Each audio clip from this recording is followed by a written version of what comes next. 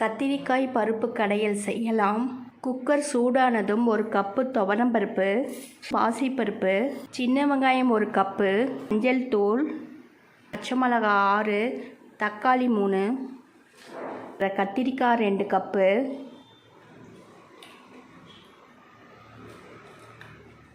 தண்ணி 3 விசில் வர வரைக்கும் வெயிட் பண்ணலாம். மத்து வச்சு நல்லா கடைஞ்சிடலாம். 2 டேபிள் ஸ்பூன் ஆயில் சூடானதும் கடுகு 1/2 டீஸ்பூன், சீரகம் 1/2 டீஸ்பூன். கடுகு சீரகம் பொரிஞ்சதும் சின்ன வெங்காயம் 1/4 கப்பு, வரமிளகாய் 4, பூண்டு, கறிவேப்பிலை 2 நிமிஷத்துக்கு நல்லா வதக்கியாச்சு. பருப்பில் கொட்டிடலாம். கத்திரிக்காய் பருப்பு கடையல் ரெடி ஆயிடுச்சு. இது போல் ட்ரை பண்ணி பாருங்கள். தேங்க்யூ.